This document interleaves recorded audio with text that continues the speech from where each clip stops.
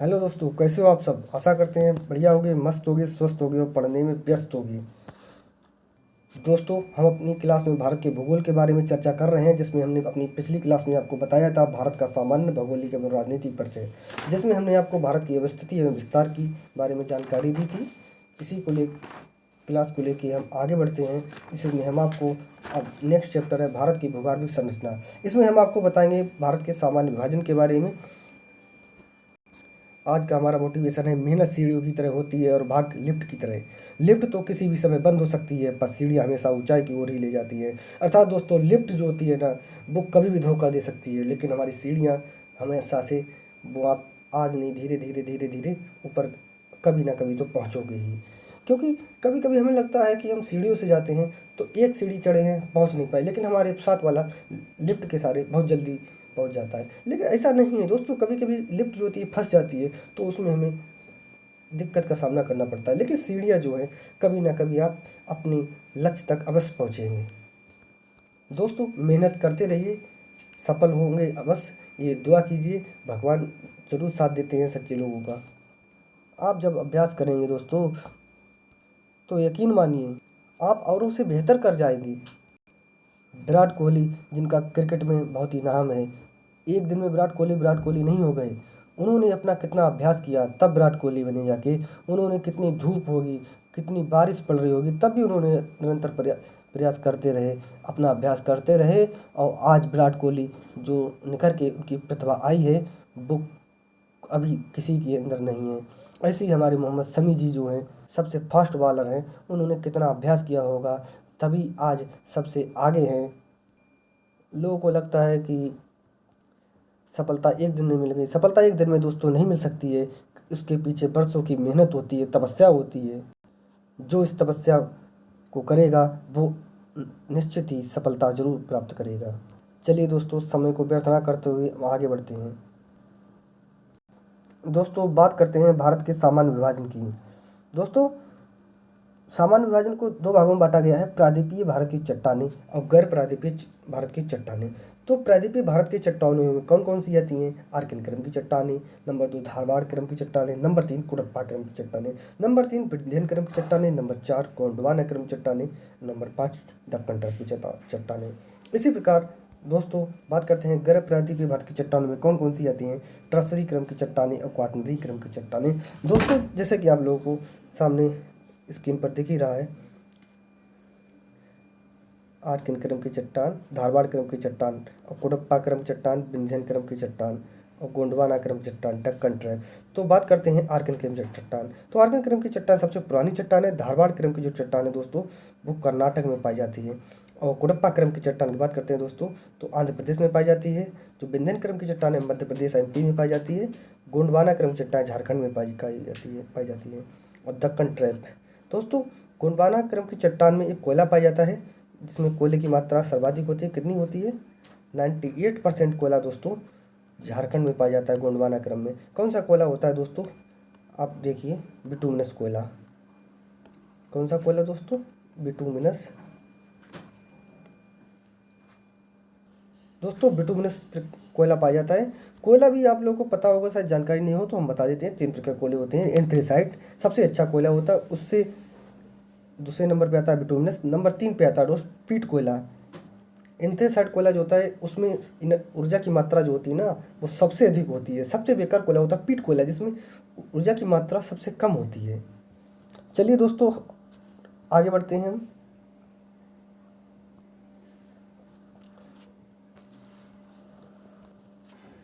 दोस्तों, भूगर्भीय संरचना के अंतर्गत चट्टानों के निर्माण की प्रक्रिया, प्रकृति एवं उनकी विशेषताओं का अध्ययन करते हैं। भारत के विशाल भौगोलिक क्षेत्र के कारण भारत में भूगर्भीय विविधता पाई जाती है। यानी भारत का जो आकार है, जो उच्चा बच है हमारे, उसकी वजह से विविधता पाई जाती है जो भारत के भूगर्भीय क्षेत्र में। दोस्तों, इसके बाद बात करते हैं चट्टानों के क्रम में। सबसे पुरानी चट्टानें, जैसे कि हमने आपको बताया था, आर्किन क्रम की चट्टानें होती है। कौन सी क्रम की चट्टानें होती है दोस्तों? आर्किन क्रम की चट्टानें होती हैं, जिसका संबंध प्री कैम्ब्रियन महाकल्प से होता है। एवं क्वार्टजाइट चट्टानें सबसे नवीनतम चट्टानें। क्वार्टजाइट चट्टानें जो होती हैं मित्रों, वो सबसे नवीनतम चट्टानें हैं जो उत्तर भारत के विशाल मैदान में पाई जाती है। अब इनका संबंध नियोजोइक महाकल्प से है। दोस्तों एक महाकल्प होता है नियोजोइक, इसके अंतर्गत पीरियड होता है प्लेस्टोसिन और होलोसिन। हमारी राइटिंग बढ़िया नहीं आ रही दोस्तों, इस राइटिंग पर सही से हम चल नहीं रहा है, आप लोग सुनते रहिए। एक होता है प्लेस्टोसिन और दूसरा होता है होलोसिन। तो सब क्वेश्चन आता है सबसे नवीनतम हमारा कौन सा पीरियड होता है दोस्तों, तो प्लेस्टोसिन होलोसिन जो होता है सबसे नवीनतम होता है और सबसे नवीनतम महाकल्प जो होता है वो नियोजोइक होता है। इसको हम आपको विश्व के भूगोल में पढ़ाएंगे, आप तब तक वेट कीजिए, जब विश्व का भूगोल चलेगा तब उसमें हम आपको विस्तृत जानकारी देंगे। एक क्वेश्चन आता है सबसे पुराना हमारा महाकल्प कौन होता है, तो प्री कैम्ब्रियन जो होता है वो सबसे पुराना युग होता है। इसमें जीवाश्म नहीं पाए जाते थे, लेकिन नियोजोइक में जीवाश्म पाए जाते थे। ये 20 लाख वर्ष पूर्व जारी हुआ है, ज़्यादा पुराना नहीं है। अब प्री कैम्ब्रियन था वो लगभग 4.6 अरब वर्ष पूर्व से लेकर अवधि इसकी लगभग थी 3.41 अरब वर्ष तक। चलिए साथियों हम आगे बढ़ते हैं। दोस्तों हमने आपको बता ही दिया है चट्टानों के क्रम में सबसे पुरानी चट्टानें आर्किन क्रम की चट्टानें हैं, जिसका संबंध प्री कैम्ब्रियन महाकल्प से है। एवं क्वार्टजाइट चट्टानें जो सबसे नवीनतम चट्टानें हैं जो उत्तर भारत के विशाल मैदान में पाई जाती हैं एवं इनका संबंध नियोजित महाकल्प से है। चलिए आगे बढ़ते हैं। भारत की भूगर्भीय चट्टानों को निम्नलिखित भागों में वर्गीकृत किया गया है, जैसे ही हमने आपको अभी डायग्राम के माध्यम से बताया गया था। तो प्रायद्वीपीय पठार की चट्टानें ये कौन सी होती हैं, ये गोंडवाना लैंड का एक भाग है। गोंडवाना लैंड जो आपको पहले शायद जानकारी होगी दोस्तों, गोंडवाना लैंड का हिस्सा हमारा भारत भी है। कार्बोनिफेरस युग जो था उसमें एक जो हमारा प्रायद्वीप जो भारत जो विश्व है वो एक दूसरे से टुकड़ों में जुड़ा हुआ था। जब ये टूटा तो उसके दो टुकड़े हो गए, पेंजिया और पैंथालासा। पैंथालासा जो था वो सागर जो था, जैसे कि प्रशांत महासागर वगैरह इसमें, तो एक भाग टूट के किस में चला गया हमारा लारेंसिया। एक हो गया गोंडवाना लैंड जिसको लारेंसिया को अंगारा लैंड भी बोलते हैं, और जो बीच में एक दरार से हो गई उसको क्या कहते हैं, टेथिस सागर कहते हैं। दोस्तों जो हमारा लारेंसिया है ना अंगारा लैंड, उसमें उत्तर अमेरिका, ग्रीनलैंड, यूरेशिया जैसे भाग आ गए। और बात करते हैं गोंडवाना लैंड की, तो इसमें साउथ अमेरिका, अफ्रीका, अंटार्कटिका, प्रायद्वीपीय भारत, ऑस्ट्रेलिया जैसे भाग सम्मिलित हो गए। चलिए आगे बढ़ते हैं। और इस भाग में प्रवाहित होने वाली नदियां जो होती हैं ना, वृद्धावस्था में पहुंचकर आधार तल को प्राप्त कर चुकी हैं। इन चट्टानों का निर्माण आर्किन युग के आग्नेय चट्टानों से निर्मित है, जो अब नीस और शिस्ट के रूप में रूपांतरित हो चुकी हैं। अब आर्किन क्रम की चट्टानों की बात करते हैं साथियों। आर्किन क्रम की चट्टानें नंबर 1 हमारा पॉइंट है सबसे प्राचीन आधारभूत एवं प्राथमिक चट्टानें हैं। ये आर्किन क्रम की चट्टानें से हमने बताया था सबसे प्राचीन चट्टानें हैं। अगर हमारा नेक्स्ट पॉइंट है मानव जीवन से अधिक प्राचीन इन चट्टानों का अधिकांश भाग रूपांतरित हो चुका है। दोस्तों जिसमें स्टार पॉइंट लगा हुआ है, बहुत इंपॉर्टेंट क्वेश्चन है, पीसीएस वगैरह में पूछा गया, पीसीएस का सबसे फेवरेट क्वेश्चन है। रवेदार चट्टानें होती हैं आर्किन क्रम की चट्टानें, और जीवाश्म इसमें नहीं पाए जाते हैं। चलिए हमारा अगला पॉइंट है दोस्तों, प्रायद्वीपीय भारत के 2/3 भाग में इन चट्टानों का विस्तार कर्नाटक, तमिलनाडु, आंध्र प्रदेश, मध्य प्रदेश, छत्तीसगढ़, उड़ीसा, छोटा नागपुर पठार को कहाँ पाया जाता है, झारखंड में, एवं राजस्थान के दक्षिण पूर्वी भाग पर है। संपूर्ण पृथ्वी के 86.7% भाग में विस्तृत है। कौन सी चट्टानें, आर्किन क्रम की चट्टानें प्री कैम्ब्रियन काल में निर्मित हैं, जिसमें लौह, तांबा, जिंक जैसे धात्विक एवं कुछ अधात्विक खनिज भी पाए जाते हैं। दोस्तों जैसे ये एक स्टार पॉइंट है, ये भी बहुत इंपॉर्टेंट पॉइंट है। बुंदेलखंड की नीस सर्वाधिक प्राचीन है। एक क्वेश्चन पूछा गया है कि सबसे प्राचीन चट्टानें क्या हैं, तो आर्किन क्रम की चट्टानें हैं। जो बुंदेलखंड में जो चट्टानें पाई जाती हैं नीस, वो सबसे प्राचीन चट्टानें हैं। दोस्तों बात करते हैं धारवाड़ क्रम की चट्टानें की, तो धारवाड़ क्रम की चट्टानें पहला पॉइंट है हमारा, आर्किन क्रम में चट्टानों में अपर्दन एवं निक्षेपण से निर्मित हैं। यानी आर्किन क्रम में जो चट्टानें होती हैं वो अपर्दन एवं निक्षेपण क्रम से निर्मित होती हैं। जीवाश्म रहित चट्टानें होती हैं, जो आर्किन धारवाड़ की क्रम की चट्टानें होती हैं उसमें जीवाश्म नहीं पाया जाता है, जो अत्यधिक ताप एवं दाब के कारण कायांतरित चट्टानों में परिवर्तित हो चुकी हैं। दोस्तों जैसे आग्नेय चट्टान है, उसके बाद अपसादी चट्टान है, रूपांतरित चट्टान है, इसको परिवर्तित होने के लिए किसकी आवश्यकता पड़ती है? ताप और दाब की आवश्यकता पड़ती है ना। तो ताप बढ़ेगा तो जैसे जल्दी जो चट्टाने हैं ना रूपांतरित हो जाएंगी, परिवर्तित हो जाएंगी। और ताप कम होगा तो बहुत देरी से परिवर्तित होंगी। दोस्तों अगला पॉइंट हमारा है, तीसरा पॉइंट है, कर्नाटक के धारवाड़ क्षेत्र के आधार पर इन चट्टानों का नामकरण हुआ है। ये चट्टानें धारवाड़, बेल्लारी एवं शिमोगा में पाई जाती हैं। अगला हमारा पॉइंट है चौथा, लौह अयस्क, मैग्नीज, टिन, टंगस्टन और जिंक से संपन्न है।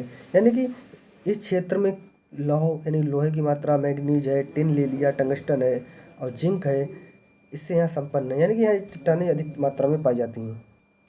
दोस्तों देखिए बहुत इंपॉर्टेंट है, मोस्ट इम्पोर्टेंट लिखा हुआ है, आप लोग स्टार लगा लीजिए दोस्तों, इसको पॉइंट में नोट डाउन कर लीजिए कापी में। ये चट्टानें भारत में पाई जाने वाली चट्टानों में आर्थिक दृष्टि से सबसे महत्वपूर्ण चट्टानें हैं। क्वेश्चन पूछा गया है कि भारत में पाई जाने वाली चट्टानों में आर्थिक दृष्टि से सबसे महत्वपूर्ण चट्टानें कौन सी हैं? तो धारवाड़ क्रम की चट्टानें हैं। इसी प्रकार हमारा अगला पॉइंट है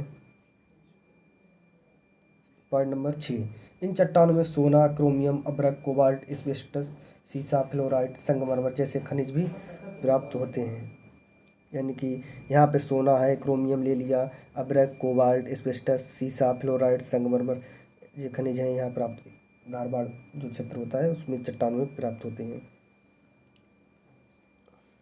अगला हमारा पॉइंट है, 7वां पॉइंट है, सोना कर्नाटक में कोलार और धारवाड़ की घाटी में बहुतायत में मिलता है। यानी सोना जो होता है कर्नाटक में कोलार और धारवाड़ की घाटी जो होता है इसमें बहुत अधिक मात्रा में प्राप्त होता है।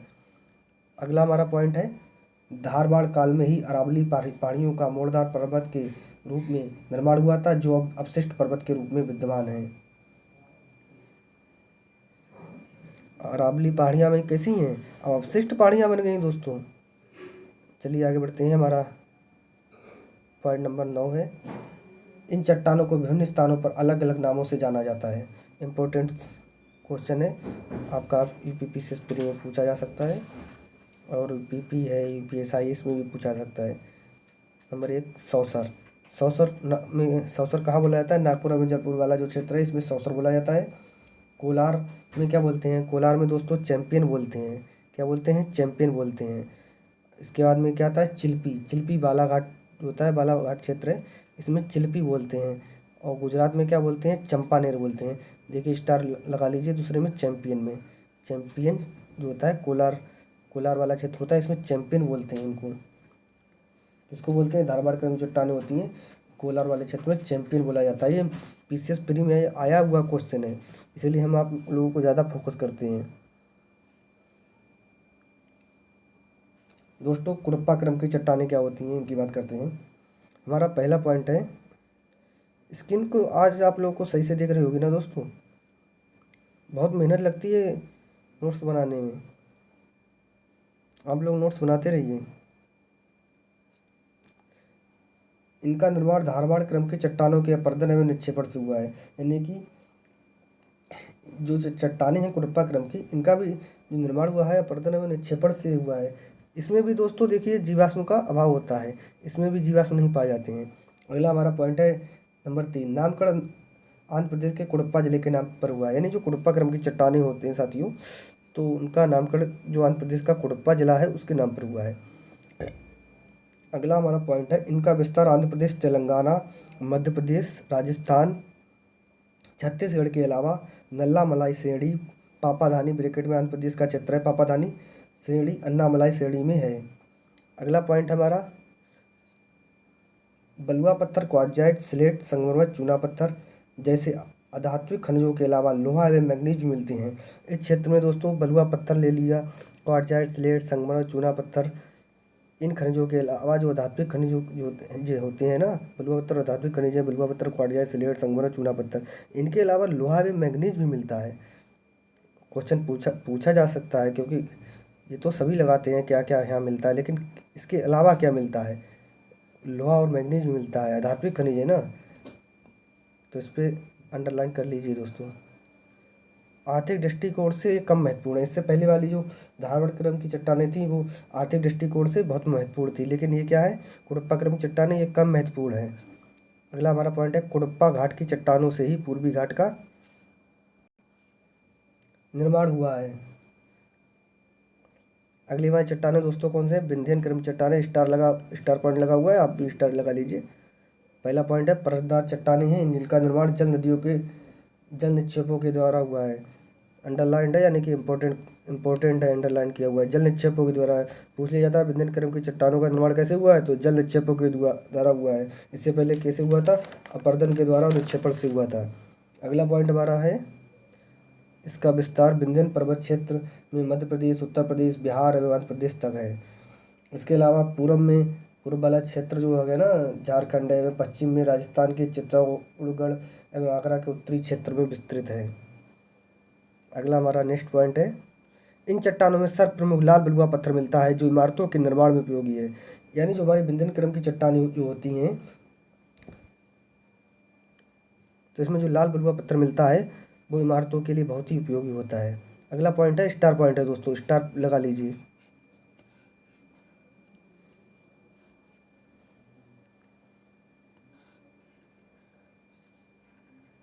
स्टार पॉइंट है कौन सा है? नंबर 4, लाल किला, सांची स्तूप, आगरे का किला, जामा मस्जिद, फतेहपुर सीकरी इन्हीं पत्थरों से बनी है। ये इम्पोर्टेंट है, पूछा जा सकता है कि जो लाल किला है, सांची स्तूप है, आगरे का किला है, जामा मस्जिद है, फतेहपुर सीकरी है, किस पत्थर से बनी है? तो विंध्यन क्रम की जो चट्टानों में जो लाल बलुआ पत्थर पाया जाता है इसी से इसका निर्माण हुआ है। अगला हमारा दोस्तों पॉइंट है, ये भी स्टार लगा लीजिए, ये भी इम्पोर्टेंट है। विंध्यन क्रम की चट्टानों में ही पन्ना में गोलकुंडा के हीरे प्राप्त होते हैं। पन्ना कहाँ है दोस्तों? मध्य प्रदेश में है। पन्ना में गोलकुंडा से हीरे प्राप्त होते हैं विंध्यन क्रम की चट्टानों से। पन्ना मध्य प्रदेश में कहाँ है दोस्तों? देख नहीं रहोगा, हम आपको लिख के बता दे रहे हैं, मध्य प्रदेश। चलिए अगला हमारा पॉइंट है इन चट्टानों से प्राप्त चूना पत्थर सीमेंट उद्योगों में प्रयोग होता है। जो हमारी विंध्यन क्रम की चट्टानें हैं इनसे प्राप्त जो चूना पत्थर है इसका प्रयोग कहाँ होता है? इसका प्रयोग हमारा सीमेंट उद्योग में होता है, यानी सीमेंट जो इंडस्ट्री है उसमें इसका प्रयोग होता है। चलिए दोस्तों आगे बढ़ते हैं।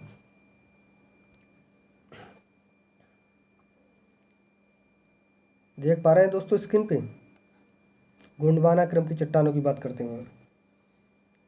तो पहला पॉइंट हमारा इन चट्टानों का निर्माण कार्बोनीफेरस युग के अंतर्गत हुआ है।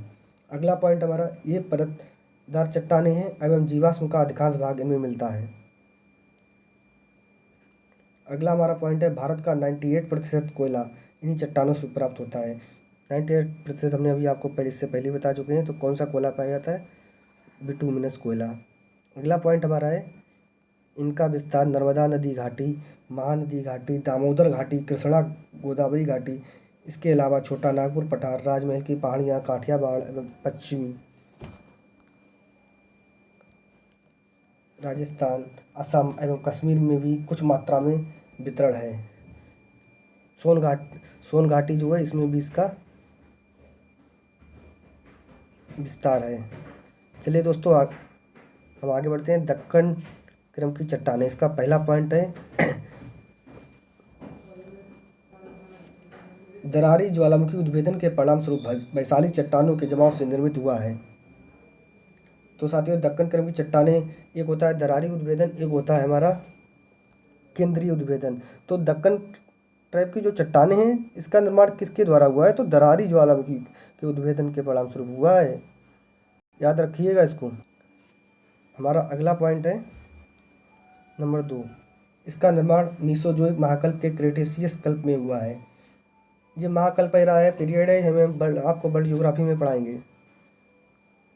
अगला पॉइंट हमारा है इसका विस्तार महाराष्ट्र, गुजरात, आंध्र प्रदेश, दक्षिणी मध्य प्रदेश के अलावा झारखंड, छत्तीसगढ़ एवं तमिलनाडु के कुछ भाग में मिलता है। अगला पॉइंट हमारा है इस क्षेत्र में काली मिट्टी का विस्तार है। तो दक्कन क्रम की जो चट्टानें हैं इसमें काली मिट्टी भी पाई जाती है। अगला हमारा पॉइंट है सोना, तांबा, लोहा, यूरेनियम, बॉक्साइट, कोयला, मैग्नीज आदि खनिजों से ये संपन्न है। यानी कि दक्कन क्रम की चट्टानें इसमें सोना पाया जाता है, तांबा है, लोहा ले लो, यूरेनियम है, बॉक्साइट है, कोयला, मैग्नीज आदि जो हैं खनिज जो आदि पाए जाते हैं। साथियों बात करते हैं गैर प्रायद्वीपीय भारत की चट्टानों की। तो गैर प्रायद्वीपीय चट्टानों में टर्सरी चट्टानें आती हैं और हमारी क्वार्टरनी चट्टानें आती हैं। तो टर्सरी क्रम की चट्टानों में पहला हमारा पॉइंट है टर्सरी युग में निर्मित सीनोजोइक। इन चट्टानों का विस्तार पश्चिमी, मध्य एवं पूर्वी हिमालय क्षेत्र में विस्तृत है।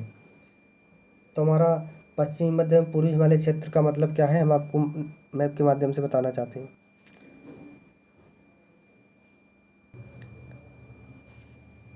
आज लग रहा है हमारे जो सहयोगी हैं सुमित यादव जी,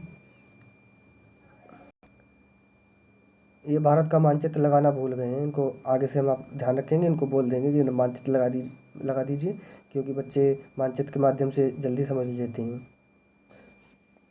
चलिए साथियों आगे बढ़ते हैं।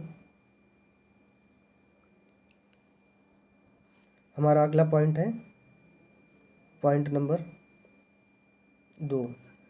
इन चट्टानों से कोयला कौन सा कोयला, एंथ्रेसाइट कोयला एवं खनिज तेल की प्राप्ति होती है। मूल रूप से ये चट्टानें अपसादी हैं जिनका निर्माण 33 भूसंधि में एकत्रित अपसादों के उत्थान से हुआ है। अगला पॉइंट है साथियों, इयोसीन प्लायोसीन काल के मध्य ये चट्टानें निर्मित हुई हैं। अगला पॉइंट है हमारा क्वाटरनरी क्रम की चट्टानें। तो हमारा पहला पॉइंट है सबसे नवीनतम चट्टानें जो भारत के मैदानी क्षेत्रों में विस्तृत तथा नदियों द्वारा निक्षेपण क्रिया से निर्मित हैं। अगला पॉइंट है साथियों हमारा खनिजों का अभाव है लेकिन कृषि की दृष्टिकोण से उपयोगी हैं। समझिए ये बहुत इंपॉर्टेंट क्वेश्चन है, पूछा जा सकता है। खनिजों का अभाव है लेकिन कृषि के लिए जो क्वाटरनरी क्रम की चट्टानें हैं साथियों कितनी इंपॉर्टेंट हैं। यहाँ खनिजों का तो अभाव लेकिन यहाँ कृषि के लिए तो बहुत ही महत्वपूर्ण है। जब कृषि क्षेत्र के लिए उपयोगी होंगी तो ये कौन सा क्षेत्र होगा, ये मैदानी क्षेत्र होगा, उत्तर भारत का जो मैदानी क्षेत्र आता है। दोस्तों हमारा अगला पॉइंट है पॉइंट नंबर 3। न्यूजोइक महाकल्प के प्लीस्टोसीन और होलोसीन में निर्मित हुई हैं। चलिए आगे बढ़ते हैं। भारत की भूगर्भीय चट्टानों का महत्व क्या है। नंबर 1 ईंधन, यानी कि गोंडवाना क्रम और टर्सरी क्रम से प्राप्त कोयला एवं खनिज तेल। अगला है भवन निर्माण, विंध्यन क्रम से प्राप्त लाल बलुआ पत्थर।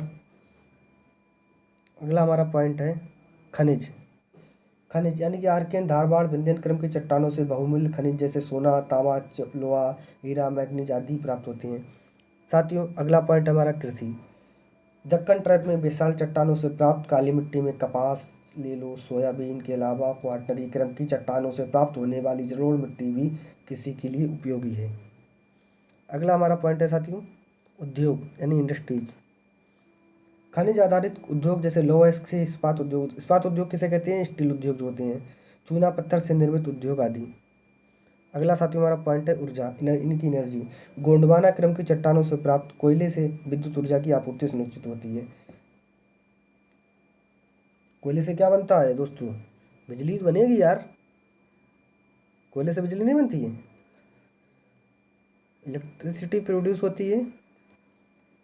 बिजली बनाने वाला कौन सा राज्य अग्रणी हो गया है, अपना यूपी। आप लोगों ने अभी करंट में पढ़ा होगा, हमारा उत्तर प्रदेश। कौन सा राज्य दोस्तों, उत्तर प्रदेश। चलिए साथियों एक क्लास यहीं तक थी। साथियों चलते चलते हम आपसे विदा लेते हैं और आज का हमारा एक और मोटिवेशन कोर्स है जो हमारे सुमित यादव जी ने लगाया है, जो हमारे सहयोगी हैं। संघर्ष से कभी डरना नहीं चाहिए क्योंकि यह भी एक कहानी है जो सफल होकर सबको सुनानी है। यानी कि दोस्तों हमें संघर्ष करते रहना चाहिए और भी हमें संघर्ष से कभी भागना नहीं चाहिए, क्योंकि जब हम सफल होते हैं तो हमें अपनी जो पुरानी यादें होती हैं हम शेयर करते हैं लोगों से, हमें बहुत ही आनंद में अनुभूति होती है कि हमने कितने संघर्ष से आके सफलता प्राप्त की है। क्योंकि जब तक संघर्ष नहीं होगा तो हमें सफलता भी मिल जाएगी, तब तक हमें अंदर से अच्छा नहीं लगेगा। क्योंकि आपने कुछ लोगों ने सुना होगा कि वो व्यक्ति ने वहाँ जाके नौकरी ली, लेकिन उसको अंदर से अच्छा ही नहीं लगेगा क्योंकि वो रिजाइन दे देता है। कि उसको अंदर से जब उसको एहसास होता है कि हमने अपनी मेहनत से नहीं नकल से की है तो उसको अंदर से बहुत गिलानी महसूस होती है साथियों। इसीलिए आप लोग अपने संघर्ष जारी रखिए और मेहनत पे भरोसा रखिए। आज नहीं तो कल नहीं तो परसों सफल जरूर होंगे। दोस्तों जब व्यक्ति सफल होता है तो उसकी कोई बकवास भी करता है ना तो उसको बहुत ध्यान से लोग सुनते हैं, अगर आप सफल नहीं हैं, अगर आप ऐसे किसी को मोटिवेट करने लगे तो लोग आपकी मजाक बनाएंगे। लेकिन आप सफल होने के बाद अगर किसी को मोटिवेशन अगर कोई बकवाद भी करेंगे तभी लोग बहुत ध्यान से सुनेंगे आपको। सफल व्यक्ति की बकवास भी लोग बहुत ध्यान लगा के सुनते हैं। अरे बकवास सुनने के लोग पैसा देते हैं, पैसे देने तक को तैयार है अगर आप सफल हो जाएंगे। आपकी बकवास सुनेंगे, 1 घंटे 2 घंटे बकवास सुनते रह जाएंगे और कहेंगे वाह वाह क्या बात है। चलिए हम अपनी क्लास को यहीं विराम देते हैं। जय हिंद, जय भारत।